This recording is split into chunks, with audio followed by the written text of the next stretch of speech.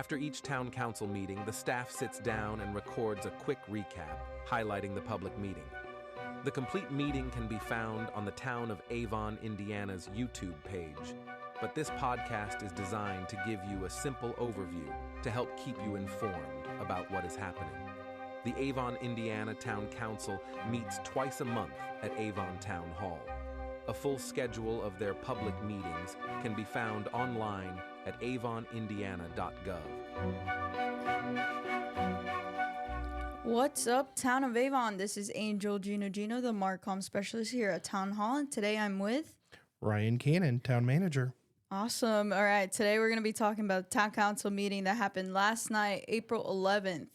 Ryan, you want to take it away? Absolutely. Thank you, Angel. As normal, at our first council meeting of the month, the department heads gave updates as usual. I also will not run through those, but if you're interested in hearing what all the departments are doing, Shelby Pride got up and gave a parks report, and John Taylor gave an economic development report. Steve Moore gave a public works report. Linda Albrand gave a planning report, and Sean Stoops gave a police report. So if you're interested in hearing any of those individuals talk about what their departments have worked on over the last month, go check us out on YouTube. We did have a little bit of a lengthy agenda. The town council was all business last night, though, and we're very focused and got through it, but we did have some important things on the agenda. The first item of new business was MPO agreements.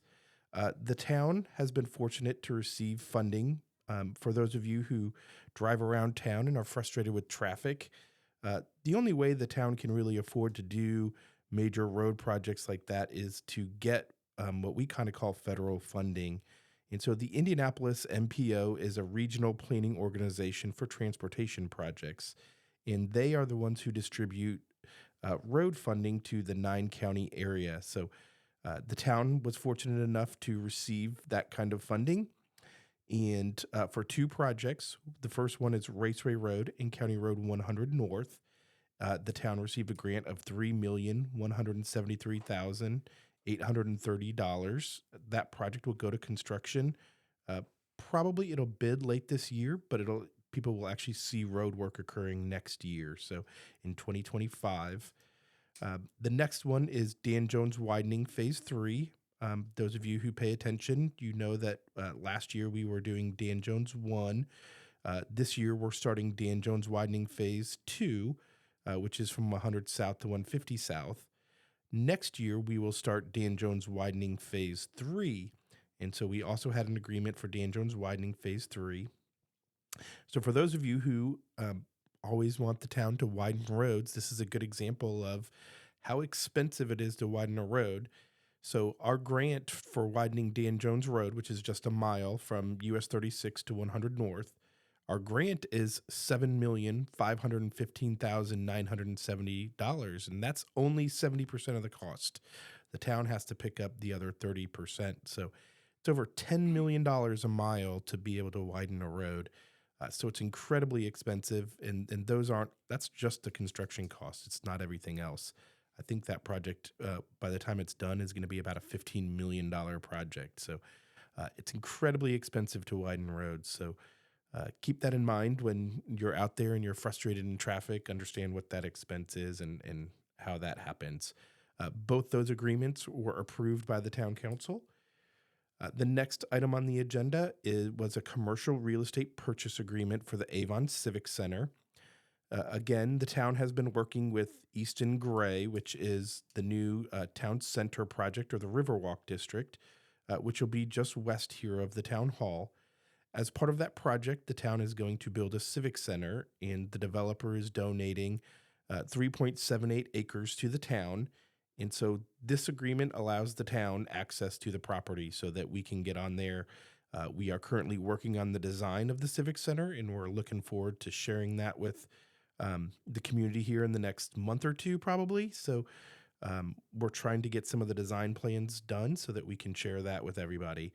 But in order to get to that, we needed this commercial real estate purchase agreement. And so the town council did approve that agreement 5-0.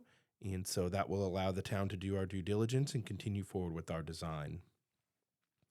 The next two items, awarding the 2024 crack seal bids and awarding the 2024 preservative seal bids, are part of our keeping good roads good road maintenance philosophy. So, for those of you who don't know, um, one of our focuses is to keep our good roads good. And so you may say, well, what does that mean? That means that we want to first maintain our roads and keep them in good shape. There's a degradation curve. So, as roads tend to start getting worse, then the cost of repairing them becomes exponentially more expensive. So we want to do preventative maintenance up front and to keep those roads from degrading. And if we can do that, we can extend the life of the road and defer expensive repairs to our roads. So the two things we do to do that is crack sealing. Crack sealing is for those of you who drive around your neighborhood and you see those silly black squiggly lines all over your streets. That's crack sealing. And the reason we do that, we seal those cracks. And so water is the worst enemy of roads. So when water gets into those cracks and there's freeze thaw, that's how potholes start to form. So we want to seal those cracks to avoid letting water into them. And so if we do that, that, like I said, helps extend the life of the road. The second one is a preservative seal. And so asphalt actually is flexible, but as it bakes in the sun, it eventually starts to get brittle and hard. When it gets brittle and hard, then it cracks. So this preservative seal we do puts flexibility back into pavement so that it doesn't crack. And so we use a product that softens the pavement and again extends the life of the pavement. So those two products kind of work together and they're preventative. We awarded the crack sealing bid to the Howard Company for $79,803.38. And we awarded the 2024 Preservative Seal project to RejuveTech for $157,544.70. The town council did approve both of those low bids, and so you guys can look for that work to start happening here probably in the next month. The next item on the agenda is we had a public hearing and a resolution for a tax abatement for Project Winston. Again, I've talked about this project. It's going to be in Avon Landing. It's a 715,000 square foot building. It'll be about $180 million investment in our community, and it'll bring 420 jobs. This tax abatement is for personal property tax. One of the things that this facility is going to contain is advanced robotics. And so it does have some substantial personal property. But in order for the town to get that, we did have to commit to giving a property or a personal property tax abatement on that. So the town council did conduct a public hearing. Nobody spoke on it either way. And the town council did approve that tax abatement 5-0. After that, we had several ordinances. The first three, we had rezonings. And for those of you who don't know, a rezoning means the property is zoned for one certain use and there's a request to change it to a different use, depending on the number of lots or maybe commercial to industrial or something like that. So the first one we had was a zoning amendment for the Pulte Group for a project on County Road 100 South. They were requesting a R2 zoning for two properties, and they're proposing to build 39 lots with the potential of 40 lots. It's kind of a unique project. It was actually pretty cool. It has some elevations, and it'll be something unique in our community. They'll have some walkout basements and things like that, something you don't typically see in Avon. So I think good project, and the town council did approve that rezoning to R2 at a vote of 4-1.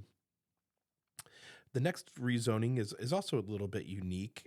It's on two properties that are owned by the town on Avon Avenue and just south of US 36. And the town has partnered with Family Promise, who helps homeless families in Avon and the surrounding community. They have worked with the developer to help provide affordable housing in our community. And so they're proposing 7 townhomes at just south of the gas station at US 36 and Avon Avenue. It's right next to some commercial areas, so the townhomes are kind of a good transitional use. Staff did recommend approval, and the town council did approve the rezoning for that property 4-0. The final one is, I talked about earlier, the Civic Center. Easton Gray had a remnant property. It was only an acre. The whole Easton Gray project is over 600 acres. So this is just a small piece. It was actually surrounded by the rest of Easton Gray. And the developer has been able to acquire that property. So they have asked for us to do a planned unit development amendment to just add that 1 acre parcel to the existing PUD. So that was pretty easy, pretty straightforward, and town council approved that 5-0. So then the next ordinance was an annexation for the Pulte Group. I talked about that project a little bit earlier. The project is not currently in the town boundaries, so in order for the town to give it the rezoning, it does also have to be annexed. And so the rezoning went first on the agenda, and then the annexation was after that. And the town council did approve the annexation 5-0. And so that was approved. In 30 days, the property will become part of the town of Avon. Annexation really just means that it becomes part of our corporate limits. There are some areas outside of town that are not in our corporate limits. And so in order to bring those into our corporate limits, that process is called annexation. The next one we had was adoption of a stormwater management ordinance. Our public works staff and our county surveyor and our consultant have been working on updating our stormwater management ordinance. We had a few changes that we need to make just to polish it up. It wasn't a wholesale change or redo. It was just kind of a cleanup. We've kind of been working on that process for about a year. It had already gone to the Stormwater Utility Board. The Stormwater Utility Board reviewed all the changes and recommended that the town council adopt the ordinance modifications, and that was approved 5-0. We will get that information up on our website, and so for developers or anybody moving forward, they know to use that new document. The last item on the agenda, we talk about this all the time. Anytime we change the salary or pay for any of our employees, we have to approve what's called a salary ordinance. And so we had an amendment to a salary ordinance. The Public Works Director was requesting a pay increase for an employee who has been exceeding expectations and has been performing really well. And in order to prevent losing that employee, we had proposed paying them a little bit more than they were making now. So the town council did approve that as well, 5-0. And I just talked a lot, Angel, but that was all I'm of still it. up. Ryan, when's the next meeting? The next meeting is April 25th at 7 p.m. All right. So we got a couple of reminders. I hope you guys aren't, you guys stuck around this long. But a couple of reminders is the community garden is open until April 30th. Again, it's if you are interested in a plot, please visit avonindiana.gov/community garden. Again, that's avonindiana.gov/community-garden. And then the annual tree sale is all the way up into open until, wow, I can't talk. Ryan, you took all the words out of my mouth. Sorry, Angel. The annual tree sale is from April 1st all the way to April 30th. And if you're interested in buying, please go to avonindiana.gov/tree sale. Again, that's avonindiana.gov/tree sale. And we've been getting a lot of questions about when Heavy Trash Day is. Spring Heavy Trash Day will be on April 27th from 9 a.m. to 1 p.m. That's located in Gable Park behind Hobby Lobby at 229 South Gable Drive.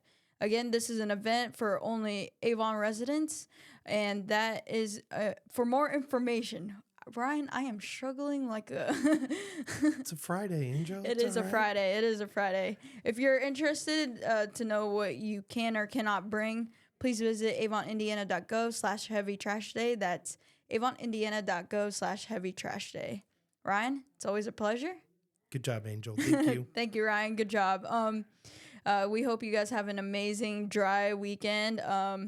We'll see you guys on the next one. Don't forget to smile. Bye.